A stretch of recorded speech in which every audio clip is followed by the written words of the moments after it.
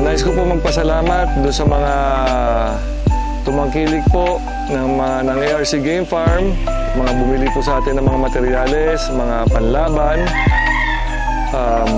Sa mga tao rin po tumangkilik din ng ating YouTube channel, maraming salamat po sa inyo.